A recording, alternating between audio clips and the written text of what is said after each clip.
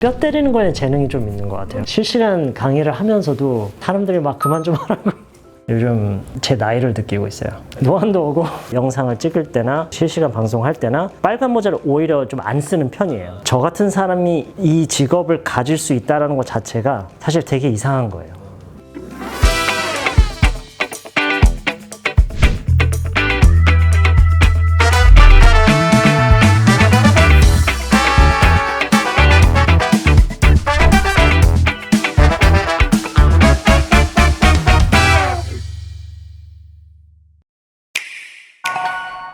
안녕하세요. 저는 라이브 아카데미 유튜브 채널을 운영하고 있는 신용화, 그리고 어떤 분들은 저를 빨모쌤이라고 부르고 있는 영어 강사입니다. 반갑습니다. 이 유튜브를 시작하기 바로 직전까지 학원 강의를 딱 10년째 하던 시점에서 현장 강의에서는 딱 정해진 사람들을 이렇게 데리고 하잖아요. 그게 항상 뭔가 답답했어요. 그 전까지는 유튜브로 뭔가를 가르친다는 생각 한 번도 안 해봤어요. 아마 지금도 영어는 뭐 학원 가서 배운다, 뭐 과외에서 배운다, 책으로 배운다 이렇게 생각하는 경우가 많기 때문에, 그리고 보통은 유튜브를 찾는 이유는 즐거움을 위해서 이제 찾는 경우가 많기 때문에, 그래서 생각을 전혀 안 하고 있었다가 한 번에 많은 사람들 가장 접근성 좋은 게 뭐지 생각하다가 유튜브 영상으로 한번 올려볼까 생각해서 그렇게 시작을 하게 됐어요. 정말 솔직히 얘기해서 그냥 편하니까. 사실 유튜브에도 유료 강의가 올라가 있긴 해요. 그 기능이 생겨서. 근데 그걸 하면서도 정말 싼 값에 그냥 올렸어요. 물론 강의를 팔아서 돈을 벌면 좋겠지만 그거 말고도 더 중요한 거는 어쩌면 더 큰 변화를 주고 싶어서, 정말 개인적으로 바라는 게 있다면 사람들이 언어를 좀 정상적으로 배웠으면 좋겠어요. 너무 답답해요. 만약에 제가 유료로 강의를 팔아버릇하면은 돈으로 영어를 배울 수가 있다, 이런 인식이 심어지기 때문에, 그래서 그거는 뭐 가끔 가다가 뭐 기회가 있을 때 하는 경우도 있겠지만, 일단 제 주 메인 컨텐츠는 계속해서 유튜브가 될 것 같아요. 제가 생각했을 때는 한국 사람들은 영어와 처음 관계를 맺게 된 방식을 보면은 학교에서 교과목으로 만나게 돼 있어요. 그 관계에서 계속 못 벗어나요. 잘하면 칭찬받고 못하면 매맞고 이런 관계에 있기 때문에, 사람 관계로 치자면 굉장히 독이 되는, 지배를 당하고 있는 톡식한 그런 관계예요. 그래서 이 관계 개선이 좀 필요해요. 실제로 한국 사람들이 외국인과 얘기를 한다고 하면은 시험 보는 기분일 거예요. 그게 그냥 사람일 뿐인데 이 사람은 시험 감독관인 거예요. 트라우마가 있는 거예요. 그래서 틀리면 안 된다, 완벽하게 하려고 하고, 그걸 이제 해결책을 공부라고 생각하잖아요. 영어가 잘 안 되니까 공부를 해야 돼. 근데 이거는 이제 완전히 잘못된 접근 방식인 거죠. 우리가 살면서 하는 모든 거를 다 보면은 그거를 다 하면서 배우게 돼 있어요. 예를 들어서 알바생이 포스 쓰는 걸 배워요. 그 포스 활용 기능을 다 배운 다음에 준비돼서 하는 게 아니잖아요. 내일 당장 쓸 것만 일단 빠르게 한 다음에 해봐, 하다가 모르는 거 있으면 물어봐, 그러면서 쓰면서 배우게 돼 있어요. 근데 영어를 쓰는 게 아니라 오로지 공부, 쓰는 게 두려우니까. 영어를 배우기 위해서는 뭐 여러 가지 요소가 필요하겠지만, 영어와 그동안 맺어온 잘못된 관계, 이거를 일단 인식하고 내가 좀 용기를 좀 내서 완벽하게 구사해야 되는 게 아니라 일단 해야 느니까. 저는 미국의 어린 나이에 전 5살 때 가서 이제 초등학교를 마치고 왔는데, 거기 있으면서 처음에는 맨날 학교 가서 울었어요. 5살 때 가서 폐렴으로 거의 죽다 살아나고, 그래서 유치원을 못 갔어요. 초등학교부터 이제 다녔는데 말이 안 통하니까 뭐라고 하는데 하나도 못 알아듣고, 또 부모님이 모르셔서 그러셨는지 학교에다 안 알렸어요. 얘는 외국인이다라는 걸. 그래서 학교에서는 제가 그냥 말 자체를 못하는 아이로 약간 인식을 했었던 것 같아요. 나중에 편지를 써주셔서 전달하니까, 아, 너 영어 못하는 아이구나, 그때 알아서 그렇게 했는데 두려움이 없진 않았었죠.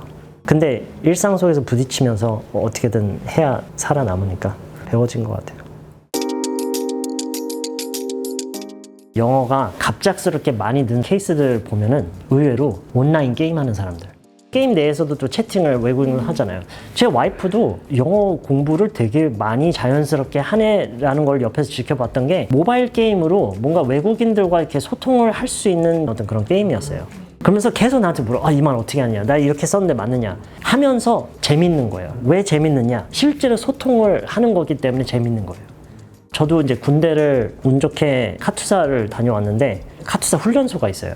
처음에 거기서 영어 시험을 2번 봐요. 성적 결과에 따라서 보직이 결정이 나요. 시험 점수가 잘 나오면 행정병으로 가고, 시험 점수가 안 나오면 전투병으로 가요. 근데 제대를 할 때쯤이면은 전투병으로 갔던 카투사가 영어를 훨씬 잘해요. 실제 육성으로 많이 듣고 쓰고 횡정이 걸려 있으니까 할 수밖에 없는 거예요. 행정병은 쓰기와 독해를 많이 하게 돼 있어요. 이건 어떻게 보면 이제 공부의 형태인 거죠. 그러니까 실제로 말을 잘 하지는 못해요, 끝까지. 정말 써야 돼요. 물론 그게 쉽진 않아요. 초반에는 멘탈이 거의 100%에 가깝게 중요해요. 제가 지금 얘기하고 있는 공부에서 벗어나서 사용으로 가기 위해서는 엄청난 용기가 필요해요. 이게 정말 무섭고 그것만큼 하고 싶진 않은 그거를 해야 된단 말이잖아요. 거기에 좀 익숙해질 수 있을 때까지는 굉장히 큰 멘탈 소모가 있어야 하는 것 같아요. 외국 사람들이 한국어 배우겠다고 학원 가는 게 상상이 되세요? 아니죠. 무조건 듣고 되든 안 되든 어떻게든 따라오고 그런 모습이 상상이 되잖아요. 그 사람들한테 뭐 스타 강사? 뭐 이런 건 필요 없어요. 그냥 자연스럽게 배워요, 그냥. 그리고 그 한국어를 완벽히 해야 된다라는 모습을 보이는 것도 상상이 안 되잖아요. 우리도 그렇게 돼야 되는 거예요. 영어를 자연스럽게 배워야 되지 선생님, 학생, 숙제 이런 걸 통해서 배우는 게 아니라 많이 접하고 많이 쓰고 엄청 못생긴 진흙으로 시작해서 서서히 모양을 잡아가는 도자기 그런 과정이라고 생각을 해야 되는 거죠. 근데 문제는 그 못생긴 도자기를 보여주는 것을 너무 창피해요, 사람들이. 그러니까 그걸 시작조차 못하는 거예요. 아무리 완벽하게 하려고 해도 실패라는 건 어차피 피할 수가 없기 때문에 실패를 하고 나면 이제 배울 게 있잖아요. 실패를 안 한다는 것은 어떻게 보면 아무것도 안 하는 거랑도 일치하기 때문에 빨리 해버리고 배울 거 배우고 넘어가고. 배우가 인터뷰를 하는 거 본 적 있는데 살면서 후회하는 게 있느냐라고 질문을 받았는데 그 사람은 후회가 전혀 없다, 자기는. 근데 그 이유가 사는 게 그렇대요. 그냥 하다가 실수하고 스스로를 용서하고 넘어가고 그게 가장 건강하게 사는 방법이다 라는 얘기를 듣고 너무 공감을 많이 했었어요, 사실. Can't Hurt Me 책을 제가 선택한 이유는 오늘날 사람들에게 가장 필요한 내용 중 하나라고 제가 생각을 해요. 스마트 시대 때문인지 모든 게 다 손쉽게 이루어진단 말이에요. 그런 와중에 우리가 의미 있는 결과를 위해서는 정말 시간과 노력을 들여야 된다는 거, 그걸 좀 잊어버린 것 같아요. 그런 거를 이 책을 통해서 좀 느낄 수 있을 것 같아요. 조금이라도 난관에 부딪히면 어떻게 방법을 찾으려고 해요. 근데 사실 방법을 몰라서 못하는 사람은 없어요. 안 해서 문제인 거예요. 데이비드 가긴스가 했던 얘기 중에 물론 여러 가지가 인상 깊었는데 자기한테 있었던 가장 좋은 일 중에 하나가 아무도 자신을 도와주지 않았다라는 거. 아무도 자기를 도와주지 않아서 아무도 나를 구해주지 않는구나 라는 것을 일찌감치 깨달았다라는 거. 그게 가장 와닿았던 부분 중에 하나이고, 이 사람이 한 얘기 중에 가장 중요한 것 중에 또 하나가 학교 다닐 때 엄청난 인종차별과 왕따를 당하면서 이 사람이 깨달은 건 뭐냐면, 살면서 사람들은 엄청나게 많이 공격을 해올 거고 나를 어떻게든 무너뜨리려 할 건데, 좋다, 나는 그러면 어떻게 거기에 반응할 거냐. 그게 가장 중요하다. 환경이 어때서 나는 뭘 못한다가 아니라 환경이 이럴 건데 그럼 너는 어쩔 거냐. 선택의 문제라는 거. 책에서 나왔던 얘기는 아닌데 오늘날 사람들의 가장 큰 문제 중에 하나가 뭐냐면 더 행복해지기 위해서 애쓰는 것보다 지금 내 불행을 받아들이는 것을 더 편안하게 느낀다라는 거예요. 사실 행복해지기 위해서 애쓰는 게 힘들잖아요. 그래서 그냥 내 불행을 받아들이는 거. 포기하는 거죠. 그렇죠. 그러니까 근데 그게 무엇으로 이어지는지를 보면은 정말 흉측해요. 불평하고 탓하고.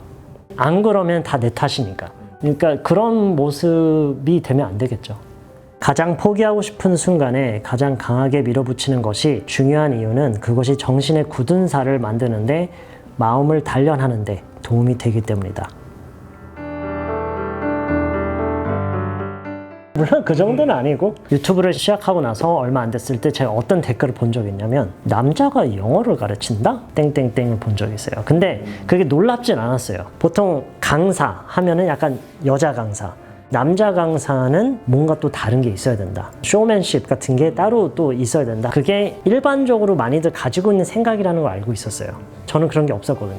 정말 힘들었던 적이 많았었어요. 근데 그 상황에서 그대로 그냥 받아들이고 계속해서 그 자리에 머무를 수도 있었겠지만 어떻게든 더 나아져야 되겠다라는 생각으로 유튜브 쪽으로 계획을 잡았을 때 그때가 지금까지 제가 일을 하면서 가장 열심히 일했던 시기였던 것 같아요. 유튜브를 준비를 하면서. 강의가 뭐 아침 7시에 시작해서 밤 10시에 끝나고 남아서 구상하고 어떤 식으로 할 건지 강의 짜고 촬영하고 편집하고. 저도 어떤 힘으로 그랬는지는 모르겠는데 그냥 당시에는 무조건 그렇게 하면 안 되겠다라는 생각이 있었어요. 그래서 데이비드 거긴스 책에서 쓰는 말이 있어요. driven이라는 말을 써요. driven. 그거랑 또 비슷한 말이 motivated가 있거든요. 이 motivated가 된다라는 것은 우리말에 있어요. 동기부여되는 거. 근데 driven은 우리말에 제가 알기로는 없어요. motivate가 되는 것과 driven이 되는 것의 차이가 있는데 motivate는 그래 나도 할 수 있다 해야지. driven은 뭐냐면 나 이거 안 하면 못 살아. 될 때까지 하던가 노력하다가 죽겠어. 약간 이게 driven이거든요. motivation은 확 오는 것만큼 확 사라지기도 해요. driven은 없어지지 않아요. 왜냐면 거기에 완전히 꽂혀 있기 때문에. 데이비드 거긴스가 그거에 대해서 얘기를 한 게 뭐냐면 자기의 현재 삶이 싫어져야 된대요. 못 받아들여져야 된대요. 나 도저히 이렇게 못 살아. 나 이렇게는 안 돼. 그거에 힘을 받아서 이제 driven이 됐다고는 본인은 얘기를 하는데 그게 쉽게 오지는 않죠. 사람들과 더불어 살고 있잖아요. 사회 속에서. 거기서 기능을 한다라는 거, 뭔가 역할을 한다라는 거, 그게 뭐 크든 작든 거기서 좀 보람을 느끼는 것 같아요. 그게 만약에 없잖아요? 그럼 되게 싫을 것 같아요. 심지어 무슨 생각을 한 적이 있냐면 우리보다 훨씬 못 사는 나라의 아이들 그런 사람들 있잖아요. 내가 살면서 소모하는 자원들, 먹는 음식들 이런 게 그 사람들 앞에서도 그게 내가 자랑스러울 수 있어야 만약에 그 사람 앞에 섰는데 내가 누리고 사는 것들 이런 게 좀 창피하다라는 생각이 들고 싶지 않다는 생각을 예전에 한 적이 있었어요. 내가 이만큼 공간을 차지하면서 아무런 기능을 안 한다라는 거는 너무 창피한 일이다라는 생각을 예전에 좀 강하게 든 적이 있었어요. 예를 들어서 당황하다라는 말이 있어요. 한국 사람들은 당황이라는 표현에 집중을 해요. 근데 저는 더 중요하다고 생각하는 게 뭐냐면 뒤에 붙는 거 있죠. 하다, 할 뻔했다, 할 수도 있었다, 하겠는데 사실 당황이라는 단어만 영어로 안다고 쓸 수 있는 게 아니에요. 그거를 어떻게 해서 말로 전달하느냐가 중요한 거잖아요. 예를 들자면 죽다가 dying 거는 다 알아요. 근데 할 뻔했다는 잘 몰라요. I almost died. 근데 이게 또 한국어랑 영어랑 표현의 방식이 일치할 거라는 기대를 버려야 돼요. 자꾸 직역으로 보면서 이해가 안 된다고 생각하면 안 돼요. 반면에 죽을 수도 있었다도 있어요. 그건 또 I could have died예요. 예를 들어서 누구에 대한 얘기인지는 모르겠지만 뭐 죽었어야 했다. 그건 또 should have예요. should have died. 근데 문제는 뭐냐면 우리는 항상 died, will die 대충 그냥 시제만 현재, 과거, 미래로만 대충 배워놓고 근데 우리가 일상 속에서 쓰는 말들은 오히려 이런 것들이란 말이에요. almost, could have, should have 이걸 가르쳐 주잖아요. 엄청 당황해요. 와 너무 어려워. 발음도 왜 이래. 난 아직 준비가 안 됐나 봐. 하고 이걸 치워놔요. 근데 문제가 뭐냐. 우리가 정말로 일상 속에서 쓰는 말들이 그거란 말이에요. 그걸 항상 이제 나중으로 밀어놓으니까 그러니까 영어를 못 배우고 재미가 없는 이유가 뭐냐면 내가 일상적으로 쓰는 말을 안 배우니까 재미가 없는 거예요. 실제로 말로 할 수 있게 만들어주는 애는 어떻게 보면 따로 있어요. 단어나 어휘보다 더 중요한 것들이 그 사이사이에 들어가 있는 애들이에요. 제가 그런 거에 집중을 많이 해요. 그래서 이게 영어를 배우는 사람들에게 약간 생소하게 와닿았을 수도 있어요. 그리고 일부는 이런 게 정말 필요했어 라고 느끼신 분들도 있었을 것 같아요. 그래서 그거를 다행히 많은 분들이 좀 알아주지 않았나.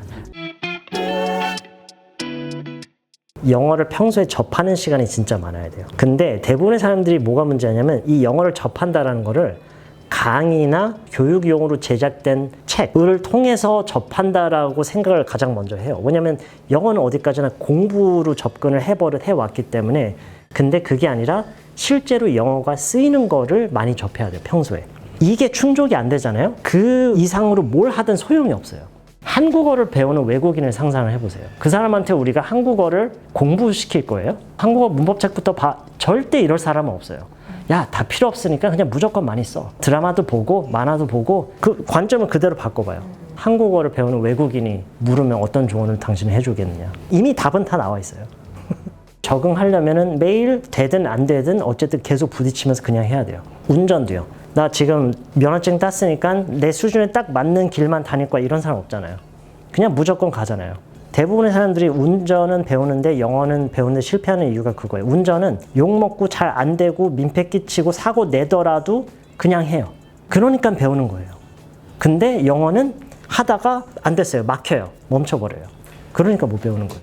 실제로 영어가 쓰이는 거를 많이 접하라고 하는 가장 또 큰 이유 중에 하나가 한국어만 봐도 근데 사람마다 수준 차이가 있어요. 영어는 얼마나 심하겠어요, 그 갭이. 근데 대부분 사람들이 그걸 잘 몰라요. 심지어 저는 강의를 하다가 어떤 사람은 나 외국인들은 다 영어 완벽하게 하는 줄 알았다라고 하는 사람들도 봤어요.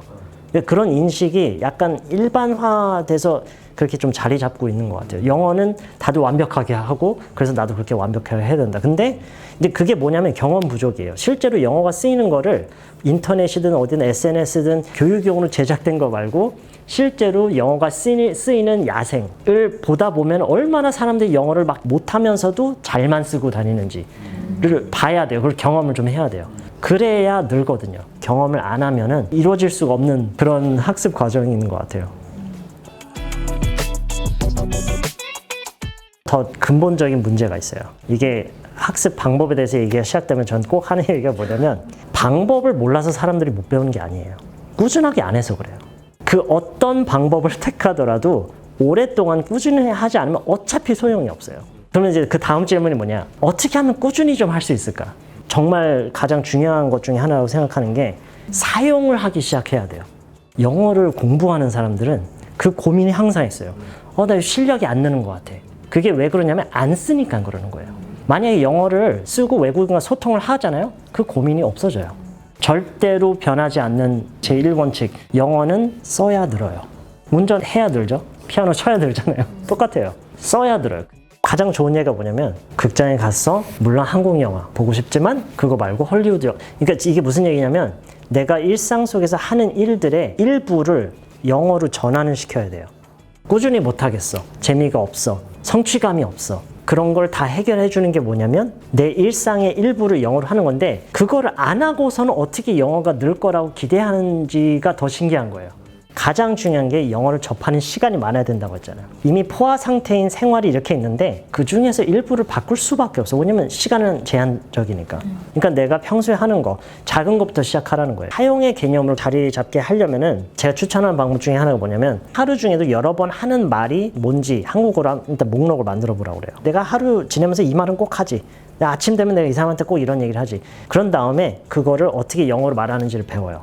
일상을 지내면서 그 말을 하는 순간이 왔을 때 그걸 영어로 해요.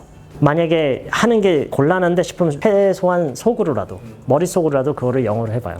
일상 속에서 내가 영어를 쓰는 거를 하루빨리 시작을 해야 돼요. 당장 시작할 수 있는 가장 좋은 방법 중에 하나는 온라인상으로 외국인과 소통을 하라는 거예요. 외국인들 올려놓은 커뮤니티 같은 댓글도 한번 읽어보고 나도 한번 써보고 그게 별거 아닌 것 같지만 이 사람들이 이런 컨텐츠에 대해서 이런 식으로 반응을 하는구나. 그리고 내가 이렇게 댓글을 했더니 이 사람이 또 이런 말을 했네. 이 사람이 이렇게 댓글을 달았더니 또 다른 사람이 이런 식으로 반응을 했네. 그러면서 뭐가 생기냐면은 내가 외국인과 소통했을 때 내가 이런 말을 했을 때 이런 식으로 반응이 올 수도 있겠구나에 대한 감을 그런 식으로 간접적으로 조금 경험을 축적해 가는 거죠. 이거를 해본 사람과 안 해본 사람은 외국인과 처음 만났을 때 반응할 수 있는 게 완전히 달라져요. 영어가 싫진 않았어요. 근데 만약에 언어 장벽 때문에 싫은 게 있다면 오히려 한국어예요. 왜냐면 저는 한국으로 돌아와서 언어 장벽을 한 번 더 겪었어요. 고등학교 때 저는 아침에 일어나자마자 항상 죽는 생각했어요. 왜냐면 고등학교에서 거의 항상 맞았어요. 성적이 안 좋아서. 제가 94년도에 한국으로 돌아왔을 때 제 또래 애들이 초등학교 6학년 2학기를 들어갔거든요. 저는 이제 그때 기억 니은을 배웠어요. 그때 당시만 해도 고등학교에서 성적이 안 좋았으면 저희 학교에서는 적어도 맞았거든요. 하필이면 또 어느 과목에서 엄청 학생들한테 시켰어요. 근데 저는 읽을 수는 있었어요. 근데 무슨 소리인지 하나도 몰랐어요. 그래서 맨날 맞았어요. 그때는 어린 마음에 부모님한테 얘기를 한다거나 뭐 이런 생각을 못 했고 그냥 그러고 살았거든요. 그래서 저는 사실 영어보다는 한국어 때문에 스트레스를 굉장히 많이 받았었어요. 그래서 오히려 영어에 좀 더 집착을 했던 것 같아요. 영어 모국어처럼 느껴지지만 이제 한국에서 지내면서 결국에는 한국어가 더 좋아지겠죠. 공통점이 뭐 여러 가지가 있겠죠. 근데 가장 중요하다고 생각하는 공통점이 뭐냐면 방법에 집착하지 않아요. 특정 방법을 굳이 찾거나 고수하지 않아요. 되는 대로 그냥 다 해요. 그리고 두 번째는 영어를 정말 많이 써요. 인터넷으로 뭘 찾아본다, 검색해본다? 영어로 검색해요. 그러면서 이제 자기 생활의 일부를 영어로 하는 거예요. 가장 중요하다고 제가 개인적으로 생각하는 것은 특정 방법을 계속 찾고자 하지 않고 좋은 방법이 있다고 해서 그걸 굳이 거기에 집착하지도 않고. 이 얘기가 나오면 제가 꼭 하는 얘기가 있어요. 제가 예전에 학원에 다닐 때 난이라는 학생이 있었어요. 그분이 당시에 45세인가 그러셨어요. 그분이 처음에 그 학원에 오셨을 때 영어 회화를 제대로 한 번도 안 해본 그런 사람이었는데 2년 정도 경과된 시점에서 제가 그 사람이랑 앉아서 한 30분 정도 얘기를 할 기회가 있었어요. 영어로. 완벽해요. 흠잡을 때는 뭐 발음 정도? 소통에는 전혀 문제 없었어요. 학원이 아침 7시에 문을 열었어요. 그때 가방 메고 들어오셨어요. 밤 10시에 문을 닫아요. 그때 나가셨어요. 그 시간 동안 뭘 했느냐? 일단 수강 한 강의 듣고 무료 강의가 있는데 그것도 다 들어가고 갈 수 있는 거. 그 외의 시간에는 그 학원의 상주에 있으면서 지나가는 사람들이랑 계속 말해요. 되든 안 되든 영어로 어떻게든 뭐든지 다 얘기를 해요. 그 정도 했을 때 2년 만에 아주 극단적인 케이스죠. 그분도. 들리는 대로 최대한 흉내를 내야죠. 발음이라는 단어랑 공부라는 단어는 같이 못 쓰게 돼 있어요. 발음을 어떻게 공부를 해요? 발음은 그냥 따라하면서 최대한 비슷하게 하는 것밖에 없어요. 사실 언어라는 게 단어 하나하나, 음절 하나하나가 다 파악이 되면서 그게 아니라 이게 약간 통째로 접수가 머릿속에 되면서 이해하고 그런 거잖아요. 무조건 귀로 듣고 있고 내 입도 움직이고 있고 그래야 되죠. 어떤 방법이든 많이 듣고 많이 내가 소리 내서 따라할 수 있는 그런 거를 유도하는 거라면 다 좋아요. 근데 가장 중요한 건 그 어떤 방법이든 꾸준히 하지 않으면 어차피 소용이 없어요. 그리고 이게 사람마다 성향이 다 다르기 때문에 오랫동안 꾸준히 지치지 않고 질리지 않고 할 수 있는 것은 또 다 달라요. 나한테는 이게 통했는데 그렇다고 해서 이 사람한테도 그게 무조건 통하리라는 법도 없고. 그래서 가장 중요한 요소가 오랫동안 지속을 하는 것이기 때문에 그거를 가장 1순위로 생각해서 거기에 맞춰가는 게 맞는 것 같아요. 오늘 여기 와서 얘기를 하다 보니까 영어를 누가 가르쳐서 배울 수 있는 거라는 생각을 버리고 어떤 강사를 선택해서 배우는 게 아니라 스스로 배울 수 있는 힘을 다 가지고 있는데 그게 두렵기 때문에 계속해서 남한테 의존하고 상품에 의존하는 이거를 좀 극복을 했으면 좋겠어요. 정말 싫어하겠죠. 근데 시간과 돈이 너무 아깝잖아요, 사실. 관점을 조금만 바꿔서 생각하면은 이미 어떻게 하는 게 맞다는 건 나와 있는데 받아들이는 게 좀 힘든 것 같아요. 아까도 얘기했지만 미국인이 한국어를 배우기 위해서 강의를 듣고 있는 게 상상하기도 힘들잖아요. 그렇게만 생각해보면 영어를 어떻게 배워야 되겠다라는 생각이 좀 변화가 있을 필요가 있는데 잘 안 되는 것 같아요. 오늘 그러면 마무리 인사를 부탁을 드려야 되는데요. 영어로 한번 해보면 어떨까요? It was a lot of fun to be able to come out here and share my thoughts and just talk really freely. Because I think these long form interviews are what really can bring up important messages from people, not short form interviews. So I really appreciate the creators of these interviews for bringing me in. I had no idea, by the way, that this was going to be a 3-hour interview, and so I'm actually glad. At first I was a little taken aback, but I feel like it turned out great because I was able to really get very in depth about a lot of things that I often think about but don't have a lot of opportunity to share with other people. So I'm very thankful for that, and I hope they can keep this up, and hopefully they'll bring in more interesting guests than me. And thank you all for listening.